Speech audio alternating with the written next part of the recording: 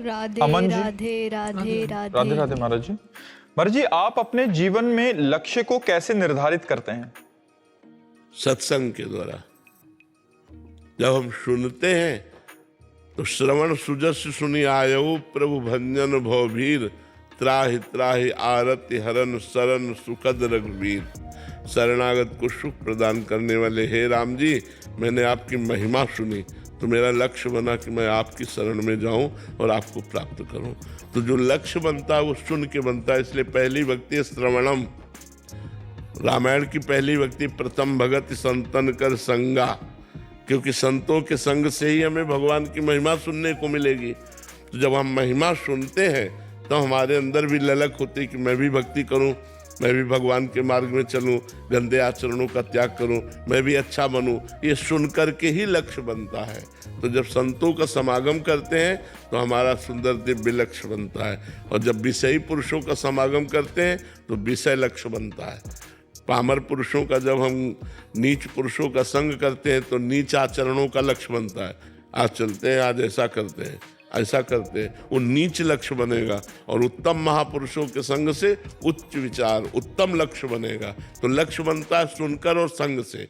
संग जैसा हमारा संग, जैसा हमने श्रवण किया, वैसे ही हमारा लक्ष्य बनेगा। श्रेया जी कोलकाता से। राधे राधे महाराज जी। महाराज जी, ऐसा कहा जाता है कि गुरु बिना ज्ञान नहीं और ज्ञान बिना मुक्ति नहीं। महाराज जी, जीवन में एक गुरु का होना इतना आवश्यक क्यों है, और जब कोई व्यक्ति गुरु के मार्गदर्शन में नहीं चलता तो क्या होता है? आप हमें बताओ, आपने रंगनाथ जी के दर्शन किए? अगर हम आपको बोलें कि आपको रंगनाथ जी के दर्शन करने जाना है तो आपको गाइड की जरूरत पड़ेगी? गाइड की जरूरत राधे पड़ेगी। राधे बिना गाइड राधे के दर्शन राधे। करने नहीं जा सकते। किस गली में है, कहाँ है, मुझे कुछ नहीं पता। एक भगवान की नगरी में आपको जो जो हम बताएं कि यहाँ निधिवन राज जाना है, सेवा कुंज जाना है, आपको दामोदर जी जाना है, आपको राधा रमण जाना है, आपको, तो आपको एक गाइड की जरूरत पड़ेगी। एक गाइड की जरूरत पड़ेगी ना। ऐसे ही भगवान का बड़ा टेढ़ा मेढ़ा मार्ग है। जहाँ भगवान तक पहुँचना होता है बड़ा टेढ़ा मार्ग है।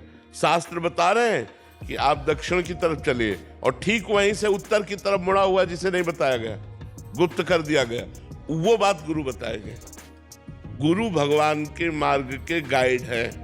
वो हमें कदम कदम पर भूल भुलैया से बचाकर सही मार्ग में ले जाकर भगवान के चरणों में समर्पित कर देते हैं। जब स्वयं भगवान अवतरित होकर गुरु का वर्णन करते हैं, श्री कृष्ण जो संदीपनी जी के चरणों में नीचे बैठकर सुनते हैं, भगवान श्री राम वशिष्ठ जी के चरणों में बैठ करके सुनते हैं। जब भगवान स्वयं गुरु का वर्णन करते हैं तो हम भगवान के बच्चे होकर, मनुष्य होकर, हम बिना गुरु का वर्णन किए भगवान को कैसे प्राप्त कर सकते हैं? आप हमें बताओ। यदि आप सत्संग ना सुनो तो आपको उत्साह कौन देगा? कौन भगवत मार्ग में चलाएगा? कितने ऐसे भाई लोग हैं जो कहते हैं कि आज मैं आया हूं लेकिन पहले ही मैंने शराब छोड़ दी, मांस छोड़ दिया, गलत आचरण छोड़ दिए। तो किसके द्वारा? संतवाणी के द्वारा। अगर संतवाणी ना सुनते हम तो परमार्थ में हम चल ही नहीं सकते, भगवत मार्ग में चल ही नहीं सकते। बिना गुरु के चाहे शिव बिरंच सम होई, गुरु बिनु भवनिधि तरह न कोई। ये गोस्वामी तुलसीदास जी ने लिखा है। चाहे भगवान शंकर के समान वो त्यागी तपस्वी वैरागी हो, और भगवान ब्रह्मा के समान चतुर हो सृष्टि रचना में, जैसे ब्रह्मा जी, तो भी वो बिना गुरु के भव समुद्र से पार नहीं हो सकता। और सबके गुरु भगवान हैं, और भगवान ही गुरु के रूप में मनुष्य रूप धारण करके हमें मिलते हैं, तब हमारा उद्धार होता है। आर्यन जी हरियाणा से। प्रभु श्री हरिवंश महाराज जी। गुरुदेव, ये मन कभी कभी गुरुदेव में भी दोष दृष्टि करवा दे। हाँ, उसका स्वभाव है दोष दर्शन का, वो तो भगवान में भी करवा देगा दोष दृष्टि। जब तक चश्मा अगर हरा है तो हमें सब हरा नजर आएगा, और चश्मा हमारा लाल है तो सब लाल नजर आएगा। चश्मा हमारा दोष दृष्टि का है तो गुरु में और भगवान में भी दोष दृष्टि दिखाई देगी। संभालना चाहिए, नहीं तो पतित हो जाओगे। अगर गुरु में दोष दृष्टि या परदोष दर्शन की वृत्ति बनी रहती है, तुम्हारा पतन कर देगी। ये तुम्हें परमार्थ से क्या स्वार्थ से भी गिरा देगी। महत अपराध लग गया तो भारी दुर्गति हो जाएगी। इसलिए इस दोष दर्शन से बचिए। है जहाँ दोष दर्शन वही प्रणाम करो, राधा राधा राधा राधा राधा राधा, श्री राधा श्री राधा श्री राधा, नहीं नहीं नहीं, राधा राधा, बस ये। जहाँ दोष दर्शन हो उसी समय राधा राधा राधा राधा, नहीं नहीं नहीं, सब में भगवान है, राधा राधा राधा राधा, बस हो जाएगी। हाँ, इससे ठीक हो जाओगे, ऐसे करो। शिवम कुमार सिंह जी, राधा वल्लभ सिंह महाराज जी। राधे राधे महाराज जी। महाराज जी, भगवत प्रेम की सर्वोच्चम स्थिति क्या है और हम साधक उस सर्वोच्चम स्थिति तक कैसे पहुंच सकते हैं? पहली बात तो भगवत प्रेम प्रतिक्षण वर्धमानम है, सीमा नहीं है कि यहाँ से पूर्ण होता है, ऐसा नहीं। प्रेम सदा बढ़िबो करे जो शशि कला प्रवेश, पया में पूनो नहीं ताते कबहु न शेष। प्रेम में कभी पूर्णिमा नहीं आती, प्रति जैसे चंद्रकला बढ़ती है ऐसे प्रतिपल प्रेम बढ़ता रहता है। पर प्रेम की जो राधे पहचान राधे है, राधे राधे, हमारे पूरे संसार में कहीं हमें किसी से मोह या राग न रह जाए, ममता न रह जाए, एकमात्र भगवान में ममता। और धीरे धीरे ऐसी स्थिति आवे कि मैं को भूल जाए, केवल प्रभु याद रहे। अपनी हूँ सुधिना रही, एक रहो नंदलाल। मैं पूरे देह का राग छूट जाए, इंद्रियों का भोग विलास छूट जाए, सावई मनः कृष्ण पदारविंदयो। मन भगवान के चरणों में ऐसे लग जाए कि इतनी तन्मयता हो कि हम अपने आप को भूल जाए, तो समझे कि हमें भगवान में प्रेम हो रहा है। जब किंचन मात्र कहीं ममता न रहे, एकमात्र अनन्य भाव से श्री भगवान के चरणों में हमारा मन लग जाए, तो ये प्रेम का भी प्रादुर्भाव होता है। देह कुटुंब ते जाए छूटी सबही विधि नातो। देह से, परिवार से, भोगों से, सब प्रकार से मन हटकर एकमात्र भगवान में लग गया, तो बस अब प्रेम का अब वो लीला में प्रवेश पा जाएगा, भगवान की दिव्य लीलाओं का रसास्वादन करेगा। पर मैं का विस्मरण होना ही प्रेम है, मैं का विस्मरण हो जाना ही प्रेम है, अहम शून्य होना ही प्रेम है, पूर्ण दैन्य होना ही प्रेम है, कामना रहित होना ही प्रेम है। और ये अनुभव में आता है, अनुभव स्वरूपम, ये अनिर्वचनीयम प्रेम स्वरूपम। वाणी से प्रेम के स्वरूप का पूर्ण वर्णन नहीं किया जा सकता। वो अनुभव स्वरूपम, सूक्ष्मतरम, कामना रहितम, गुण रहितम, प्रतिक्षण वर्धमानम, ये प्रेम का स्वरूप है। साक्षी पटेल जी, श्री हरिवंश महाराज। श्री हरिवंश महाराज जी। महाराज जी, सेवा और भजन दोनों के बीच यदि समय का राधे, चुनाव करना राधे, पड़े तो राधे, किसे राधे। प्राथमिकता देनी चाहिए? दोनों को साथ। अगर हम रसोई सेवा कर रहे हैं तो राधा राधा कहने में क्या परेशानी है? हम सोहनी सेवा कर रही हैं तो राधा राधा कहने में क्या परेशानी है? हम फावड़ा चला रहे हैं, राधा राधा, क्या परेशानी है? सेवा और सुमिरन दोनों के द्वारा ही हम भगवत प्राप्ति करते हैं, और दोनों एक साथ होने चाहिए। अगर सेवा हो रही है, सुमिरन भगवान का नहीं हो रहा, तो संसार का चिंतन होगा। संसार का चिंतन होगा तो सेवा अधूरी मानी जाएगी। जिसकी सेवा उसी का चिंतन, तो सुमिरन भी उसी का होना चाहिए। हम जिनकी सेवा कर रहे हैं, तो उठते बैठते चलते फिरते खाते पीते सोते जागते हर समय हमें ऐसा अभ्यास बनाना चाहिए नाम जप का कि हमारा सुमिरन न छूटे। सेवा और सुमिरन दोनों चलना चाहिए, क्योंकि सेवा से शरीर पवित्र होता है और सुमिरन से मन पवित्र हो जाता है। जब तन मन पवित्र हो जाता है तो भगवान की भक्ति आ जाती है, और भगवान की भक्ति जिसके हृदय में आती है, सब दैवी संपदा सहित स्वयं भगवान उसके हृदय में प्रकाशित हो जाते हैं। वो धन्य हो जाता है, लोकों में धन्य हो जाता है। हाँ, सकल भुवन मध्य निर्धना तेपि धन्या। यद्यपि वो गरीब है, फिर भी वो समस्त भुवनों में सर्वश्रेष्ठ धन्य है, जिसकी हृदय में भगवान की एकमात्र भक्ति का प्रकाश हो गया। तो भगवान अपने लोक को, धाम को छोड़कर उसके हृदय में प्रकाशित हो जाते हैं। जिसके हृदय में भगवान प्रकाशित है उसको कितना अपार सुख मिलता होगा। सोचो, जो आनंद समुद्र के एक सीकर से त्रिभुवन का सुपास होता है, वो आनंद समुद्र भगवान हृदय में प्रकट हो गए। अब उसके आनंद की सीमा न रही। वो कभी नाचता है, कभी गाता है, कभी रोता है, प्रतिक्षण उसके भाव बदलते रहते हैं। सुने न काहू की कही कहे न अपनी बात, नारायण वा रूप में मगन रहे दिन रात। किसी की सुनना नहीं, किसी से कहना नहीं, भगवान हृदय में प्रकाशित हो गए तो भगवान के रूप छके घूमत रहे, तन को तनिक न भान, नारायण दृग जल बहाए यह प्रेम पहचान। नेत्रों से अश्रु बह रहा है, भगवान का रूप समाया हुआ है, परम धन्य स्थिति उसकी है। सतरति सतरत सा लोकांतार्यति, ऐसा महापुरुष स्वयं तर जाता है, स्वयं तर जाता है और लोगों को तार देता है। इसलिए धन्य है वही इस लोक में जो भगवान का नाम जप करते हुए सब कार्य करते हैं। जो भी सेवाएं हैं भगवान का स्मरण करते हुए करो, तो सेवा और सुमिरन दोनों साथ साथ अनुष्ठान करो। इससे भगवान की प्रेम लक्षणा भक्ति प्राप्त हो जाएगी और भगवान की कृपा से हमारा जीवन धन्य हो जाएगा। अरविंद राज जी, राधा वल्लभ से। राधे राधे महाराज जी। महाराज जी, स्वभाव क्या है और क्या हमारा स्वभाव पिछले जन्मों पर आधारित है? हाँ, पिछले जन्मों से आधारित है। स्वभाव हमारे त्रिगुण की रचना से स्वभाव की रचना होती है, सतोगुण, रजोगुण, तमोगुण। अब इनमें जैसे हमारे पीछे कर्म हुए हैं तो उसी कर्म के अनुसार, जैसे हम किसी किसी को नहीं कह देते अरे ये तो देवता है, इसका बड़ा अच्छा स्वभाव, तो कोई कोई कर्मों के अनुसार उसने राक्षसी कर्म किए तो उसका स्वभाव राक्षसी हो गया, दैवी कर्म किए तो दैवी। किन्हीं किन्हीं को कहते हैं तो भगवान है, ये तो साक्षात भगवान है। इतना कृपा, इतनी करुणा, इतना प्रेम तो केवल भगवान में हो सकता है। तो हम किन्हीं किन्हीं संतों को, भगवान के भक्तों को साक्षात भगवान कहने लगते हैं, ये तो भगवान है। स्वभाव, जो हम कर्म करते हैं उसी का परिणाम जो बनता है वो स्वभाव बनता है।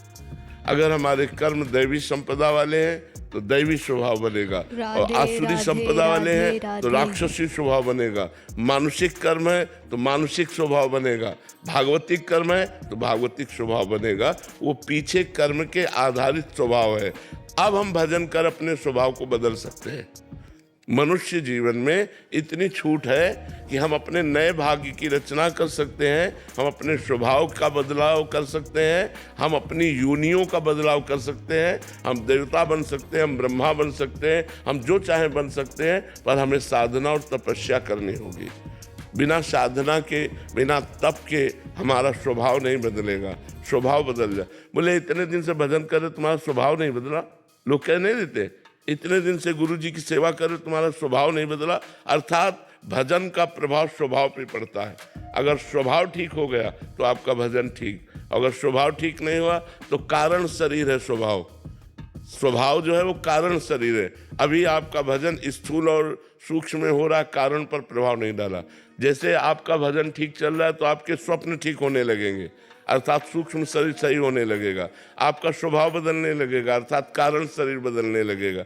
जैसे भजन करते करते सेवक जी कह रहे हैं, यह जो पर्यो मोहि सहज स्वभाव, श्री हरिवंश नाम रस चाओ, नाव सुदृढ़ भव तरन को। बोले मेरा स्वभाव बन गया श्री हरिवंश, श्री हरिवंश, श्री हरिवंश, श्री हरिवंश कहना मेरा स्वभाव बन गया है। राधा राधा राधा राधा राधा राधा रटना, तो कारण शरीर पवित्र हो गया। श्रुतौ राधिका कीर्तिरंता स्वभावे, श्री जी की चर्चा हमारे कानों में पड़ती रहे, मेरा स्वभाव बन गया है। प्रिया जी की चर्चा सुनना, भगवत चर्चा सुनना, ये मेरा स्वभाव बन गया है।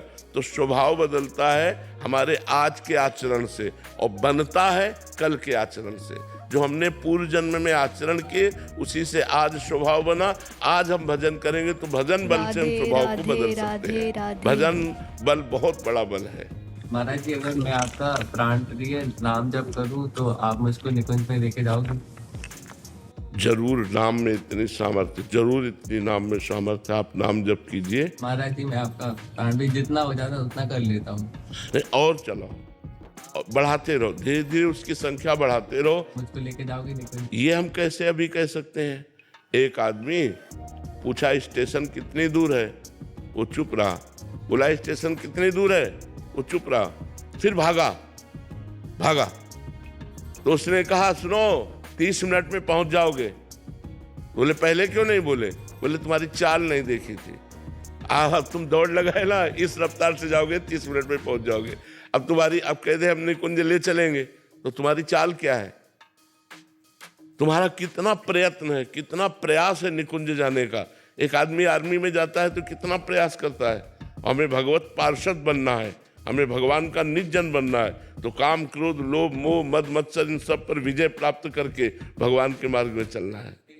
क्या करें उसके लिए? नाम जप करो, कह तो रहे काम क्रोध लोभ मोह मद मत्सर इन पर विजय प्राप्त करनी होगी। नाम जप करते रहो, गंदे आचरणों से बचते रहो। जी ज्योति जी न्यूजीलैंड। राधे राधे। राधे राधे महाराज जी। महाराज जी आपके चरणों में कोटि कोटि प्रणाम। महाराज जी भक्ति की प्रारंभिक अवस्था में हमें किन आचरणों को छोड़ना चाहिए और किन आचरणों को पकड़ना चाहिए? पहली रसेंद्री,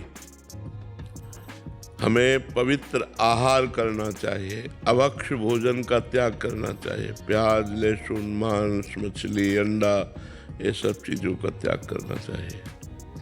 पहला जो कदम हमारा उठे भक्ति में, तो पहले रसेंद्री को हमें ठीक करना चाहिए। हमें अभक्ष भोजन का त्याग करना चाहिए, अपवित्र भोजन का त्याग करना चाहिए, तमोगुण भोजन का त्याग करना चाहिए। अब इसी में अगर आप बहुत सात्विक भोजन पाएंगे तो जल्दी आपके अंदर भगवान के प्रति प्रियता जागृत होगी। अगर रजोगुणी तमोगुणी पाएंगे तो यही विक्षेप डालेगा, भजन नहीं होने पाएगा। इसलिए पहले रसेंद्री को। इसमें एक इंद्री है कर्मेंद्री, वाक इंद्री, जबान। मुख में 2 इंद्रियां हैं, एक ही। जैसे रसेंद्री है तो जबान से रस का स्वादन करते हैं और जबान से बोलते भी हैं, तो इसमें वाकेंद्री भी है। तो हमें वाकेंद्री को संभालना है कि कठोर किसी के प्रति वचन, गाली, हृदय में दुखने वाले वचन, असत्य झूठ वचन, हमको इनसे बचना है। रसेंद्री भोजन पवित्र और वाकेंद्री वाणी पवित्र। वाणी एक अमोल है, जो कोई बोले जान, हे तराजू तौल के तब मुख बाहर आन। पहले हृदय में विचार करके हम बोले, किसी को दुख ना लगे, किसी के हृदय में चोट ना पहुँचे, क्योंकि बाहर की चोट की तो दवा है, लेकिन वाणी से हम ऐसा बोल दिया किसी का हृदय जल गया तो वहाँ भगवान बैठे हुए हैं, फिर ठीक नहीं है। तो हमें वाणी को बहुत संभालना है। असत्य, कठोर, दुखद, झूठ वाले, प्रपंच छल कपट वाले वचन हम ना बोले, क्योंकि हम भक्त हैं, हम भक्ति के मार्ग में चलते। सीधे सरल निश्चल वचन बोले, प्रिय वचन बोले, हितकर वचन बोले।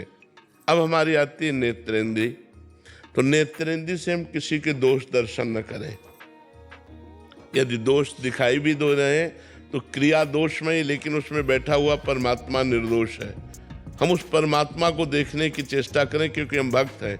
हम किसी के दोष ना देखें, ना दोष वर्णन करें।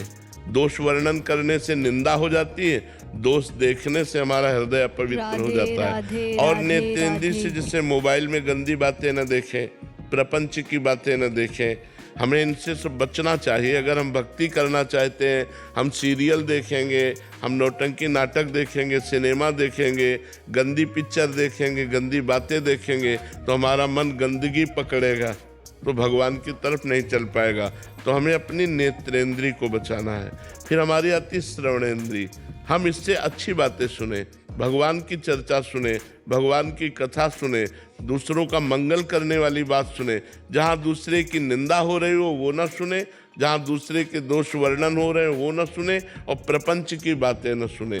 यदि हम अपनी नेत्रेंद्री, रसेंद्री, वाकेंद्री और श्रवणेंद्री इनको संभाल पाए तो इन्हीं से हमारा मनन होता है। और तो सब विशेष कर्मेंद्रियां हैं, खास बात इन्हीं को संभालना है। अगर हम इनको संभाल लिया, 4 को, रसेंद्री, वाकेंद्री, नेत्रेंद्री और श्रवणेंद्री, तो हमारा सुमिरन चलने लगेगा। जो हम देखते हैं, बोलते हैं, सुनते हैं, वही हमारा चिंतन बनता है। तो हम अगर देखना, सुनना और बोलना ये तीनों हम भागवती कर ले और रसेंद्री से भोजन भगवान को भोग लगाकर पवित्र पावें, तो हमारी प्रथम भक्ति की सीढ़ी बहुत जोर से चढ़ जाएंगे हम। जब हम प्रथम भक्ति की सीढ़ी चढ़ जाएंगे तो आगे सीढ़ी अपने आप दिखाई देने लगती है। फिर हम अपनी इंद्रियों को विषयों से खींचकर, मन को इंद्रियों की अधीनता से छुड़ाकर और बुद्धि को भगवान में निश्चय करके मेरे जीवन का लक्ष्य अब केवल भगवत प्राप्ति है, अब हम भजन शुरू करते हैं डट के। और जब भजन शुरू करते हैं तो आगे की सीढ़ी खुद दिखाई दे, वो प्रतिपल अध्यात्म उन्नति को प्राप्त होता रहता है। मूल नींव ठीक हो तो पूरी बिल्डिंग ठीक हो जाती है। तो नींव यही है, रसेंद्रिय, वाकेंद्रिय, नेत्रेंद्रिय और श्रवणेंद्रिय। राधे राधे महाराज जी। महाराज जी, कुछ लोग हमें खुश देखकर कुछ ऐसा बोल देते हैं ताकि अगर हम आगे बढ़ना चाहें तो रुक जाएं। हम कुछ लोगों से मतलब क्यों रखें? तुम्हारा दिमाग है, तुम क्या बोल रहे हो, हमसे क्या लेना देना है? हम अगर लोगों को देखकर जिएंगे तो कभी जी ही नहीं सकते, हम जी ही नहीं सकते। अगर 4 लोग आपको अच्छा बोलेंगे तो 4 लोग आपको बुरा भी बोलेंगे। उनकी खोपड़ी है, उनका दिमाग है, वो तुम में बुराई देख रहे हैं। तो हमें चाहिए कि लोगों से मतलब नहीं रखना चाहिए। जरूरत पड़े तो लोगों का हित कर देना चाहिए। लोग हमारे पर कैसी दृष्टि रखते हैं ये हमें नहीं देखना। लोग हमको क्या कहते हैं हमको नहीं सुनना। कोई आकर तुम्हारे पास कहे, वो लोग ऐसे, उनसे चुप शांत, हमको दूसरे से नहीं। हम अपने दिमाग से जिए, हम अपने माइंड को खुश रखें, हम अपने माइंड को अपने अंदर ही रखें। हम अपनी बातें सुने, अपनी बातें करें, दूसरे की बातें ना सुने ना दूसरे की बातें करें, तो आप बहुत अच्छे इंसान हो जाओगे। हमको अपने में जीना है। दूसरा हमको क्या कहता है, लोग परेशान इस बात में है। अगर 4 वाह वाह कहेंगे तो 4 तुम्हें गाली भी देंगे। संसार ऐसा है, इसलिए हमको दूसरे से कोई मतलब नहीं रखना। अच्छा चलना है, अच्छा खाना है, अच्छा सोचना है और मस्त रहना है। हमें दूसरों से कोई मतलब, लोग तो कुछ ना कुछ कहते ही रहेंगे। हम लोगों से कहाँ तक चुप करवा पाएंगे? किसी को नहीं चुप करवा सकते आप, किसी भी स्थिति में चुप नहीं करवा सकते। संसार का बड़ा विचित्र स्वरूप है, इसलिए हमको मस्त रहना है। हमें अपने आप में मस्त रहना। जो हमारी बात मान लेगा वो मस्त रहेगा। अपने आप में मस्त रहना सीखो।